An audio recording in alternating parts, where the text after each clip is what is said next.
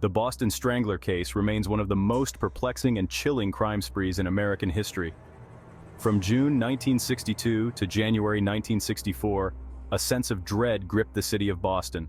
13 women, ranging in age from 19 to 85, were found murdered in their homes. The crimes were shocking in their brutality. The victims were often sexually assaulted and strangled with their own clothing.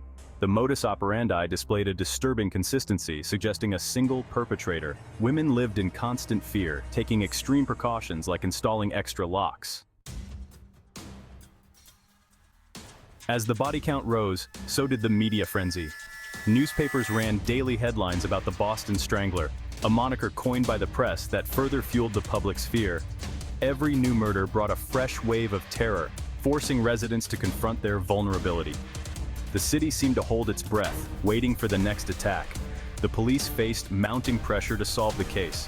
They poured resources into the investigation, interviewing thousands of potential suspects and following up on countless leads.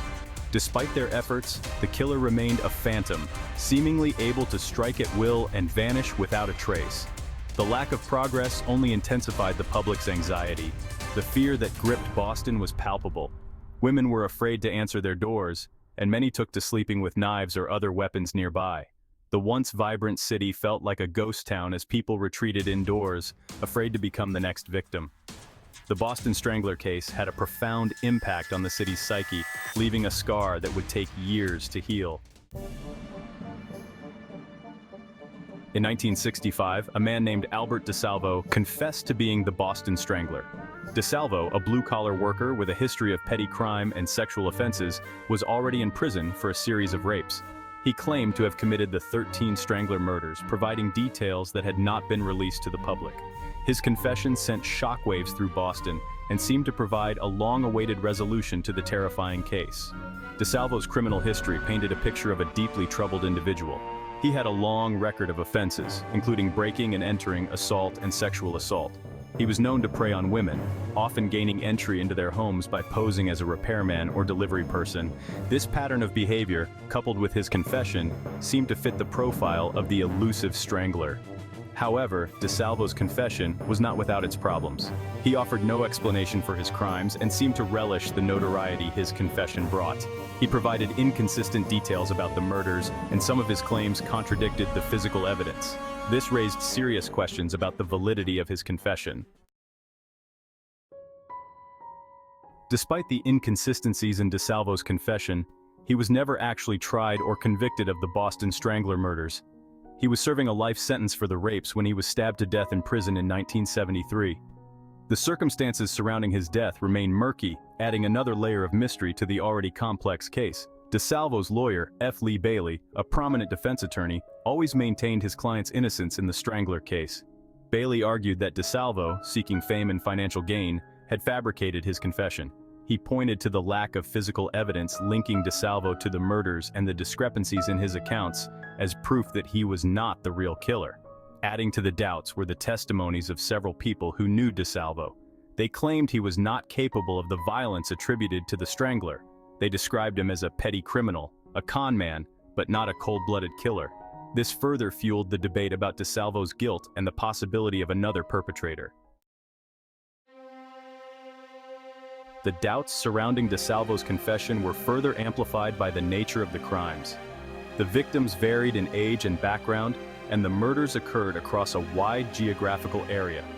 This suggested a level of organization and mobility that didn't seem to fit with DeSalvo's known profile. Some investigators believed that the Boston Strangler murders were not the work of a single individual, but rather the work of two or more killers operating independently. They pointed to variations in the modus operandi and the victims' profiles as evidence of multiple perpetrators. This theory, while compelling, lacked concrete evidence. The lack of a definitive resolution to the Boston Strangler case continued to haunt the city and the families of the victims. The question of whether Albert DeSalvo was truly the notorious killer, or if another perpetrator remained at large, lingered in the public consciousness. In the years following DeSalvo's death, advances in forensic science, particularly DNA technology, offered new hope for solving the Boston Strangler case.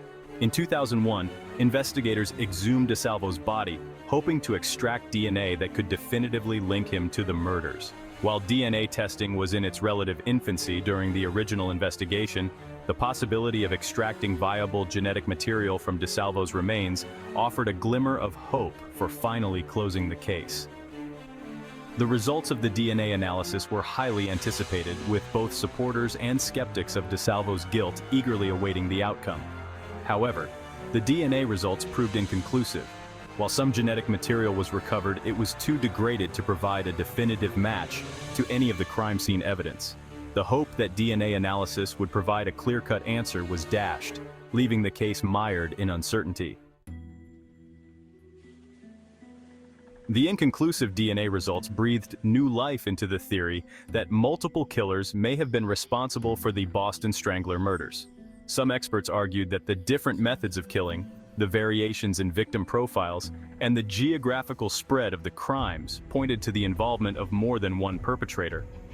The multiple killer theory gained traction as investigators and criminologists re-examined the evidence. The inconsistencies that had always plagued the case, from DeSalvo's confession to the crime scene details, seemed to support the possibility of multiple offenders. This theory proposed that DeSalvo may have been responsible for some, but not all, of the murders attributed to the Boston Strangler. It suggested that other individuals, perhaps mimicking the Strangler's modus operandi, may have committed some of the killings during the same period.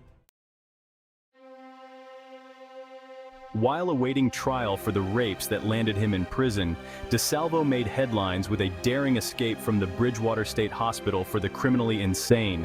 He managed to escape with 2 other inmates, triggering a massive manhunt. His escape only served to solidify his image as a cunning and dangerous individual in the public's mind. However, his freedom was short-lived. He was apprehended a few days later in a nearby town and returned to custody. This brief escape, while ultimately unsuccessful, gave a glimpse into DeSalvo's desperation and his desire to avoid spending the rest of his life behind bars.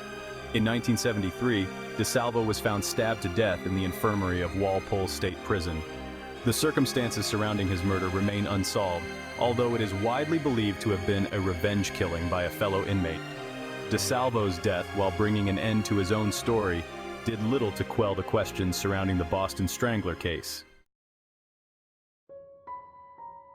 Despite DeSalvo's confession and his death in prison, doubts about his guilt persisted. The lack of a trial for the Strangler murders, the inconsistencies in his confession, and the possibility of other perpetrators continued to fuel speculation and debate. The families of the victims were left with a sense of unease, still seeking definitive answers about their loved ones' murders.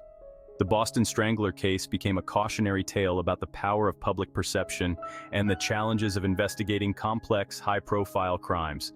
The media frenzy, the public pressure for a resolution, and the lack of concrete evidence created a perfect storm of uncertainty that clouded the investigation from the outset.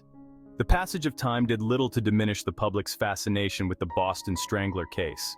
The murders continued to inspire books, documentaries, and films, each attempting to unravel the truth behind the crimes and the man who claimed responsibility. Over the years, several alternative suspects have emerged in connection with the Boston Strangler case. One such suspect is George Nassar, a convicted murderer who was linked to the death of a woman in Cambridge, Massachusetts, in 1964. Nassar's modus operandi bore similarities to the Stranglers, but no concrete evidence ever linked him to the other murders. Other theories propose that the Boston Strangler was not a single individual, but rather a group of killers operating independently. This theory gained traction due to the variations in the modus operandi and the victims' profiles. However, like the other theories, it lacked the concrete evidence needed to definitively solve the case. Despite the emergence of alternative suspects and theories, none have been able to definitively solve the mystery of the Boston Strangler. The case remains open, a chilling reminder of the limitations of criminal justice and the enduring power of uncertainty. The Boston Strangler case left an indelible mark on Boston and criminal profiling. It instilled fear and changed views on personal safety. The investigation highlighted the complexities of profiling serial killers. It also impacted law enforcement techniques, emphasizing the need for sophisticated methods. the case served as a catalyst for advancements in criminal justice. It continues to fascinate and frustrate. The question of whether Albert DeSalvo was truly the Boston Strangler remains unanswered.